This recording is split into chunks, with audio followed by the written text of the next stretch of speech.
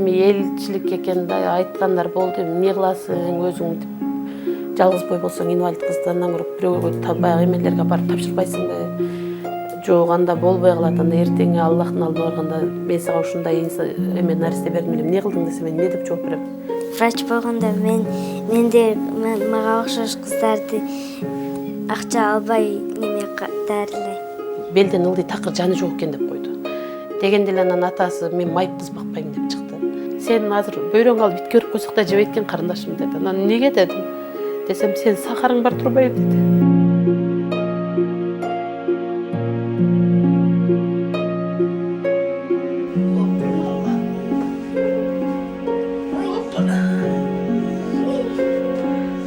Мен Ноокат районунун Көкбел айылынанмын.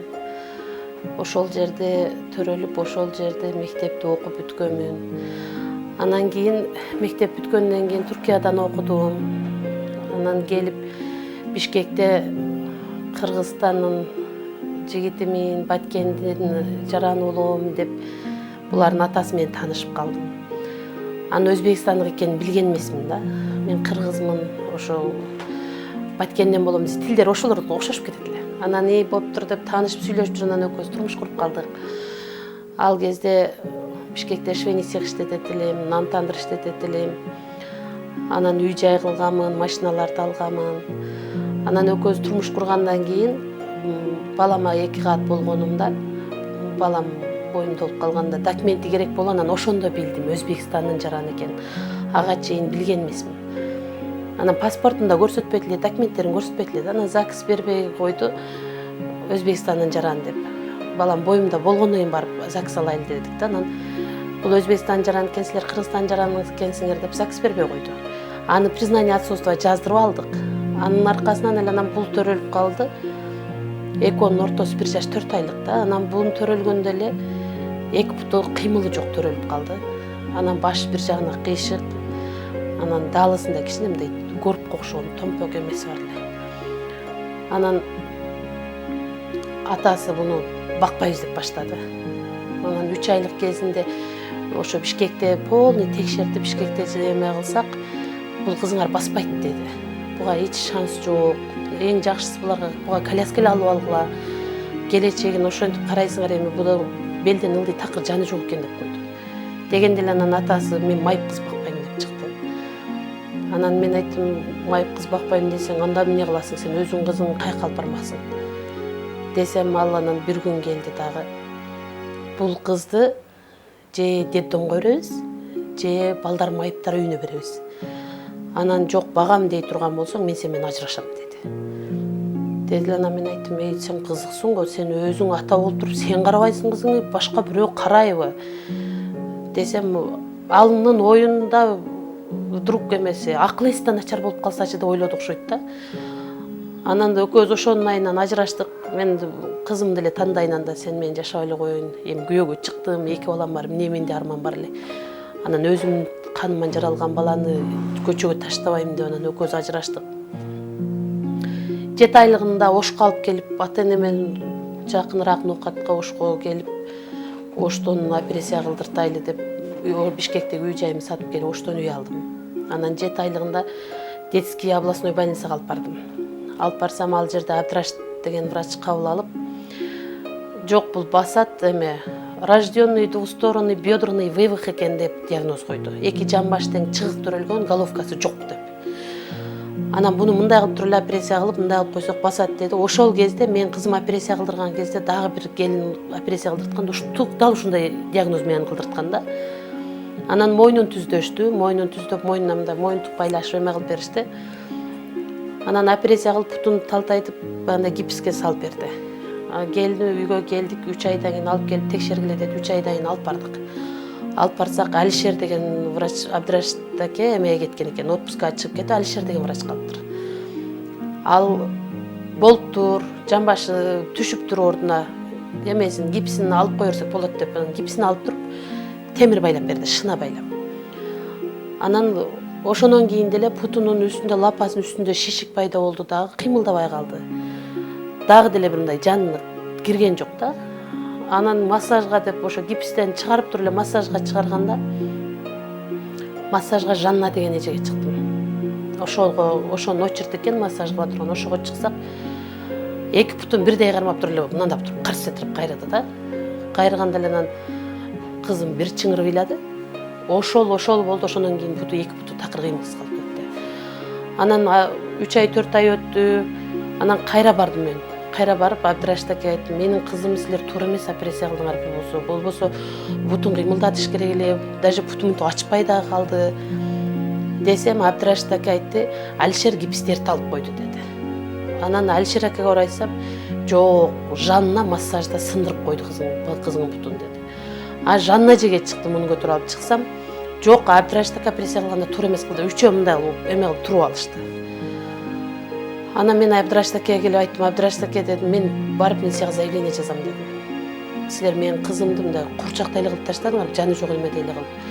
Десем эле Абдрашит аке токтоп тур дегенден ары азыр көрөйлү деп кызды алып кирип кетип, кайра повторный операция кылып койду. Кайра эле мындай ортосунан аралыгынан 1 жыл өтпөй эле кайра эле операция кылып таштады да. Анан ошол боюнча эле жыл сайын эле ушинтип операция кылдырткан өнөкөт болуп калды. 1 жыл операция кылып гипс салат, белинен баштап бутун учуна чейин. 6 ай өткөндөн кийин барып гипсин алат, кайра операция кылып темирин алат, кайра эле кийинки жыл ошол убакта кайра эле операция кылат. Анан бутунда такыр кыймыл болбой калды. Болбой калгандан анан эмне кылам деп анан интернеттен издеп Германиядан врач сүйлөштүм. Сүйлөшсөм алар кылабыз деди, операция кылып беребиз, гарантия биз бут жагына жан киргизип беребиз, даже басат кызың бир жагына аксап калышы мүмкүн деди. А мен айттым, аксап калса деле мейличи, басса болду. Деп анда кызым 5-6га чыгып калды деле. Анан канча десем, кызыңды алып бул жака келсең 13.000-14.000 доллардын ортолугу деди. Жок, кызыңды алып келбейбиз деп бизди чакырсаң, биз группабыз менен барабыз, бизде медсестра, аппараттарыбыз менен барабыз, анда 27.000 доллар болот деди. Анан эмне кылышты билбей, ага чейин деле баягы каждый операциясында атамдар бир нерселерин сатып бере калат. Анан үйүмдү сата берейинчи, ушу кыз басса, ордунан туруп басып кетсе, алып алам дедим. Деп анан үйүмдү саттым. Үйүм ошо 29.800 болду, ушундай бир акча болду да. 3 комнат үй болгону менен 5-этаждан эч ким албайт экен. Анан эптеп дос жарлар кылып отуруп таап эмени үйдү саттык, анан Германиядан врач чакыртырдым. Эгер атасы аталык укугунан ажыратып атасы буларга отказной жазып берип койгондо, мен алып барат элем кыздычы. Өзүм баягы коридорунда жатсам дагы ушул жакшылап дарыланса болот деп алып барат элем дагы, калганына жок деген мына айтып бирөөлөрдүн үйүнө сүйрөбөстөн ушуларга бир комнат үй кылат элем. Анан ал отказ бербей койду. Отказ бербегенден кийин аэропорттон өткөрбөйт экен. Кыз атасынын окуу немеси уруксаты жок өтпөйт деп. Ошол кезде ошо немистер менен сүйлөшкөндө да бир жолдошум бир табылып чалып калганда айткам, жок дегенде доверенность жазып берип тур, мен кызды ушинтип эме кылдырдым десем унабай койду. Доверенность да жазып бербей койду. Анан ошентип үйдү толук сатып, анан ушул кыздын бутун операция кылдырттым. Операция кылдырткандан буту сезип калды, кыймылдап калды Россияда. Буттары кыймылдап сезип, эме бутунун азыр мындай кармасаң кыймылдатат да, бутун сезет, тартат, бирок бутуна тике туруп үйдө тура албайт да. Ненавижу болбойт.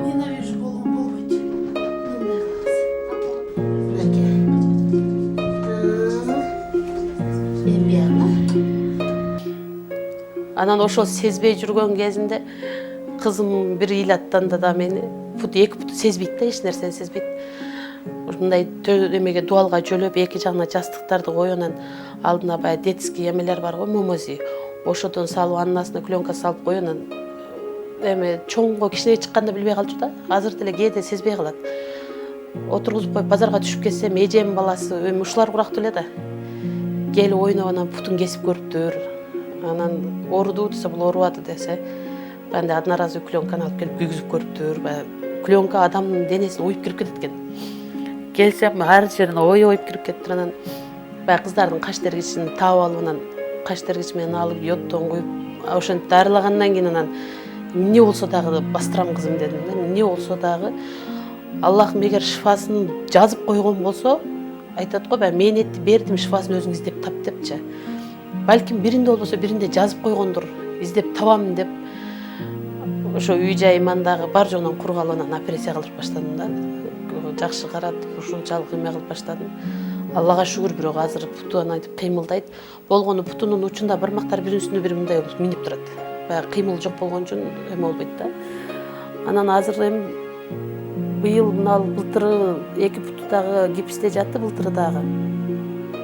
Гипсте жатып эле бир күн эле сара кылса кан сийип калды. Анан скорый чакырып, аны путун эме кылдырсам, скорый чакырып мына кан сийип калды десем, скорыйдагылар келип, мынчалык кан сийгенде эки бөйрөк отказ кылып калат эле. Сиз бир нерсе кошуп койгон окшойсуз деди. Эми скорыйдагылар деле биз жаман көрүп калды, тез чакыра беребиз да. Анан мен зеригип калган аял эмесмин да, мен кызымдын ситине бир нерсе кошуп силер чакырып, мен зеригип калсам өздөрү менен сүйлөшөм, кызым менен ойнойм мен десем ишенишпей, анан анын ортолугунда эле бул да сием деп калды. Балам горшогун төгүп чайкап келди. Мен баягы гипс менен өйдө кылып көтөрөм муну. Ал горшогун коет баламчы. Сийсе эле анан дагы кан сийди. Анан болбойт деп шашылыш эмеге детский областныйга алып бардымда дагы дароо эле эмеге алышты, нефрологияга. Нефрологияга алып эле врачтар гипсин чечиш керек, бөйрөктөр уже отказ кылып атат депчи. Ошентип бөйрөгүбүздө бир аз эме болуп калды. Баягы гипс суук болот экен, суукта жүрө берет. Азыр эми ушинтип жатабыз. Анан азыр кээде дагы деле ошентип эме болуп калат, бөйрөгү. Баягы сийдиктери кызарып эме болуп кетет. Анан врачтарына сразу айтам, алар дарылар жазып берет. Өзүм үйдөн укол сай, врач болоюн деп калдым. Жан башына өзүм укол саям. Бул биринчи класстан баштап эле окуп баштады. Макаренко мектепке барып, балам экөөнү баягы эненин үзүлбөгөн үмүтү да. Мен өзүмчө үмүт кылып, Кудай буйруп насип кылса кызым басса, балам экөө чогуу барса, балам жок дегенде сумкасын көтөрүшөт деп баламы бир жыл кийинки калтыртып коюп, анан экөөнү биритип бергем Макаренко мектепке. Анан Макаренко мектепке барып директоруна айтып, бунун немесин көрсөтсөм, биз мектепке ала албайбыз, бирок үйүңө мугалим жиберебиз деди. Алла ыраазы болсун, алардан дагы үйгө мугалим жиберет. Жыл сайын сентябрдан баштап келип башташат. Бирок 1-сентябрга барып өзүм кийинтип алып барам мен мектепке, коляскасына салып алып. Мындай жанында классташтарын көрүп калсын деп.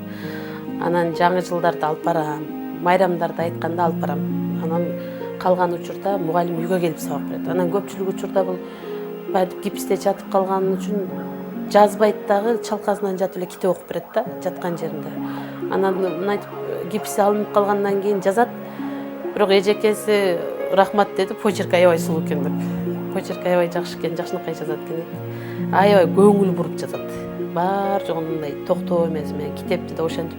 Жолдошум ошол боюнча жок болду. Анан бир жыл былтыркы операциясында болуп калдыбы. Эки сиңдим Москвада. Бир сиңдим көрүп калыптыр, анан таап телефон алып берди эле. Айттым, эми карабадың, инвалид деп таштадың, мейли ага деле Алла ыраазы болсун, Кудай мага ушунча эме берди, сабыр берди, мен да чыдадым, көтөрдүм. Жок дегенде эми отказной жаз.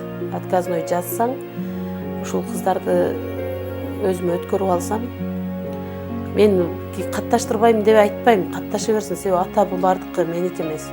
Катташкысы келсе катташа берсин. Болгон ушунун операциясынан ар жак бир жакка алып чыкканыма жеңилирээк болот десем болуптур, мен жазып берем деди.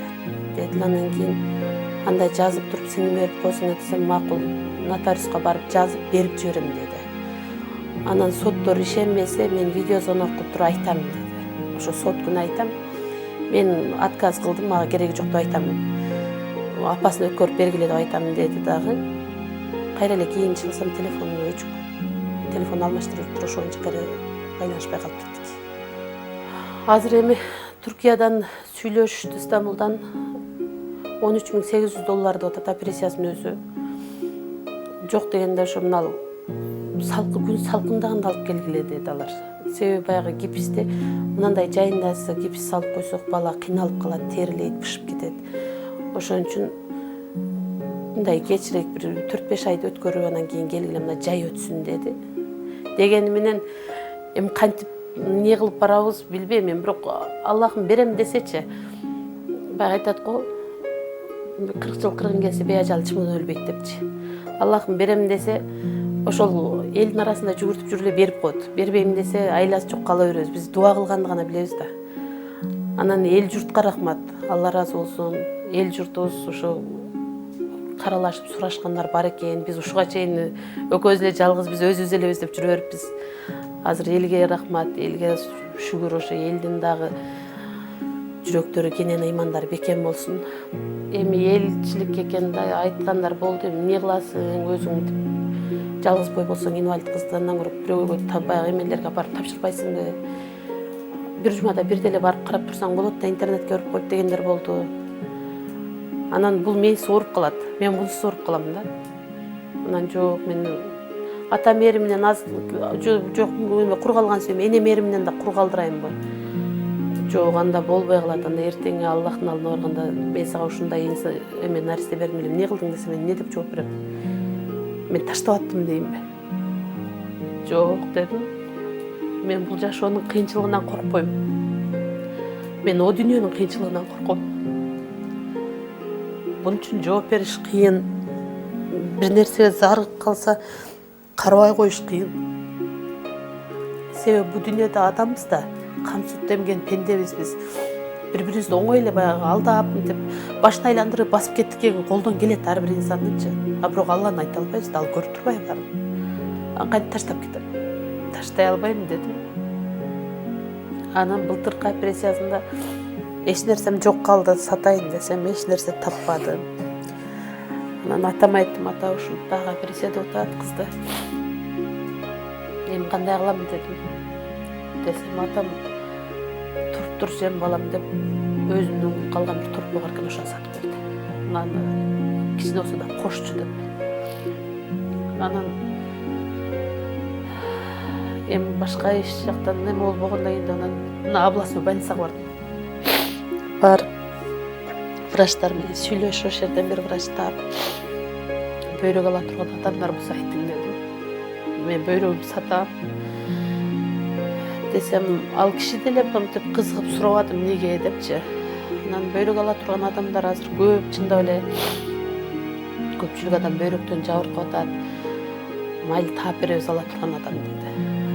Майлы деп сүйүнүп таап берсеңиз таап бериңиз, биринчи анализ тапшыр деди, канын көрөлү деди. Анан кан деле алсаңыздар керек десем, ооба кан сатып алгандар да болот деди. Анан анда канымды деле сатам дедим. Канымды деле сатам деп бардым. Барсам кан алып текшеришти. Текшериш анан чыгып ал врачта тамашага салып күлүп келип анан сен азыр бөйрөң алып итке өрүп койсок да жебейт экен карындашым деди. Анан неге дедим. Десем, сен сахарың бар турбайбы деди. Анан ооба дедим. Мен сахар мен албайт билбедим да. Ооба сахарым бар дедим. Десем, болбойт деди. Алар ошентип отказ кылып коюшту.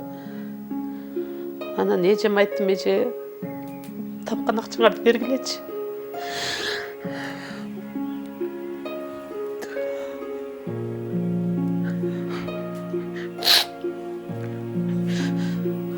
Анан эжем берди акча. Эми ал деле менин жүзүмө өтө албайт да. Анан ал акчасын берди. Аны алдык, ошентип атамды саткан торпогун алдык. Торпоктун акчасын алып анан операция кылдырдым. Анан кайра эле 6 айдан кийин темирин алыш керек болду. Ошону айтып атасына түшүндүрсөм түшүнбөдү да. Жок дегенде отказной берип койсо, мать айтмачка деп жок дегенде жарым акчасын төлөбөйт элем да. Азыр эми лечениясын толук төлөйбүз. Операциясын толук төлөйбүз. Анан бунун тамак ашында жакшы кара дешип врачтар дайындашат да. Балык берип тур дейт. Балык деле арзан эмес экен, балык жедир дейт. Анан тынымы жок кальцийлерди алып ичир дейт. Кальцийдин түр-түрүн алып ичирип атам. Бөйрөгүн ошентип дарылатам. Эми чындап келгенде мен балдарымдын тамак ашын такыр кысып, көзүн жалдыратып таштабадым да. Тапкан акчамы ушулардын балам мектепке барат. Уялып калбасын классташтарынын жанында дейм. Башын жерге салып калбасын. Китеп тетрадын ордунда алып берейин убагында. Кийим кечегин кылып берейин. Эми азыр Кыргызстанда биздин тапканыбыз ошого эле жетет да, башка эч нерсеге жетпейт. Экөөнүн тамак ашына ушу мен ошентип сааттан кечке иштесем деле тытын. Мен тапканым экөөнүн тамак ашына жетет. Анан баламдын ошо кийимине, мектеп немелерин алып берем, китептерин. Анан буга көбүнчө үйгө сказкаларды алып берем окусун деп. Анан операциясына, лечениясына келгенде ошонусунан кыйналып калабыз да. Башка учурда тамак ашынан кыйналып, же кийим кечегинен кыйналдым, же мен өзүм кийиммен кыйналдым дебейм, себеби Кудайым өнөрдү кошо берген экен. Отура калып эле тиге калам бир нерселерде. Ошону менен эле кийим кечегибиз болуп калат дейм. Ошо болгону лечениясына, операциясына болуп турса.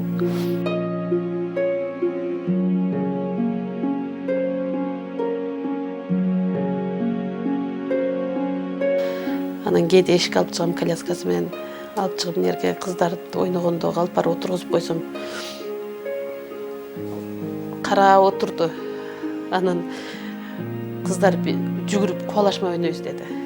Анан бар жөө келип сербеңдешип бир нерселерди айтышып жүгүрүп куруп ойноп калышты эле. Буну да кошо алышкан ортодо турдошулар катары кол мынтип бир неме кылышат экен. Анан бар жөө жүгүрүп кетсе, коляскасынын эки немесин кармап эки жакты карап анан туруп калды. Анан жакпады окшойт ал оюн. Анан кыздарды чакырып жанына чогултуп алып бекинмечек ойнойлучу деди. Анан кыздар мейли бекинмечек ойнойлу деп бунун көзүн караш, анан бекинмечек ойносо бирөөсү 30га чейин сана десе, бирөөсү 40га чейин сана деди. Десе бул 100ге чейин эле саначы, мен бекине албай калат экенмин деди. Анан ал кыз мейли деп 100ге чейин санат, 100ге чейин санаганда деле мына домдун алды өңгүл-дөңгүл болуп турбайбы, коляскасы менен көпкө жер бара албайт да. Машинанын аркасында жетип успеть этпей калды да, ал 100ге чейин санап койду. Анан дагы карап отуруп калды, ал санап бүтүп буну көрүп турат, дүк дебеди. Анан башкасын издеп кетти. Анан ал да буга жакпады окшойт. Анан кайра кыздар жанына чогултуп келгиледи. Анан апа оюнчуктарымы алып чыгып бергичи дейт. Оюнчуктарды алып чыгып берсем, бирөөсүнө подарок этип, бирөөсүнө подарок этип, эми ошо менин жанымда ойносун дейт да. Анан отуруп алып эле оюнчук ойнойлучу дейт. Ошол кыздар сыяктуу эле басып ойносо, бул деле жүгүрүп ойнобок да.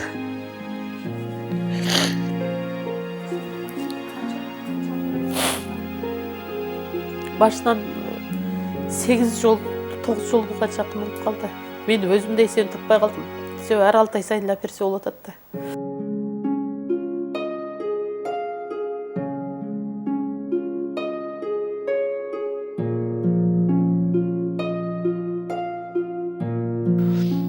Өзүң деле бир карасаң болот да дейтим. Өзүм каратканда мен жашадым го.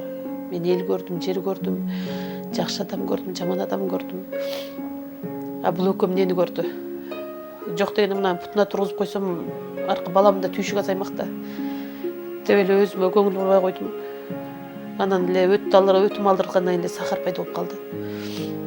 Сахардан кийин эле боорум шишип кетти. Азыр эми буну көтөрүп жерге түшүп чыккандан кийин баягы боюмда бар аялдай болуп шишип жатып калам. Ичим аябай мындай шишип кыймылдай албай калам да, дем ала албай. Анан бир ошентип буну кечке көтөрүп ойноттум, көңүлүн ачырайын деп эшикке алып чыгып, кечинеси келди, ичим шишип такыр кыймылдай албай калдым. Балам өкөнү коркуп калбасын деп скорый чакырдым. Эртерээк баягы обезболивающий алып алайын депчи. Чакырсам скорыйдагылар кирип келип эле «Адмен картаңыз барбы?» деди. Анан келип менин давлениямды өлчөп деп караган жок да, эшиктен кирип келип «Адмен картаңыз барбы?» деди. Мен айттым, «Адмен картаны эмне кылмакмын?» десем, «Сизди кайсы роддомго алып барабыз? Толугу келип атабы?» депчи. Анан айттым, «Ай, силер кызык экенсиңер, биринчи текшерсеңер. Менин боюмда жок. Просто боорум шишип кетет. Могу кызымды эшикте көбүрөөк көтөрүп койдум эле, ошол боорум шишип кетти окшойт дагы, ошо карным шишип кетип жооп калды. десем коюңуз төрөйүн эле деп турбайсызбы деп келип анан текшерип көрүшүп чындап эле боюнда жок экен да анан областной больницага алып барышты. Бул изи ыйлап бул кошо жөнөп алган. Могу астындагы кошуна кыз чыгып көтөрүп буну да скорыйга салып берди. Мен мындай эле кетип калсам бул коркот экенде өлүп калат депчи. Кошо бардым мен менен больницага. Быйыл эмдин алып жатканда нефрология менен неврологиясын экөөнү бирдей кошобуз деген. Буттар баягы мынантип эме болуп кетти дейт да. Ошол нервтен дагы болот дейт. Анан нефрологиясы бөйрөгүн карайт экен, неврологиясы нервин карайт экен, анан травма ортопедия биригип эмесин карайбыз, бутун карайбыз деп атышат. Бул бир бизнес баштады эле, анан бизнес токтоп калды, зеригип калды да. Мен ошондо гүл жасап берем, сиз ишиңизге алып барып коюп сатып бересиз депчи. Анан макул дедим, бир үчөөнү жасады да. Иштеп турат, эми сураган деле киши жок. Куклаларына көйнөк тигет, ошентип. Бул менин кызымдын биринчи жасаган кол өнөр дарагы. Буну кандай кылышты билбей, анан кийин анал тактайды мына жерде мебель жасаган балдардан алып чыгып, үстүнө клеймен эле жабыштырып берип койгом ал гүлүн. Бул биринчи жасаган, кызымдын өзүнүн биринчи жасаган эмеси деп эч кимге карматкым келбейт. Ночь, видимо, не догоняет нас. Просто останься без лишних вас. Таю ты непокоримо, не твое имя. Словно матина, безумно матина. Я твой герой, ты моя героина. Ты мне нужна, ты моя половина. Башкасын билбейм.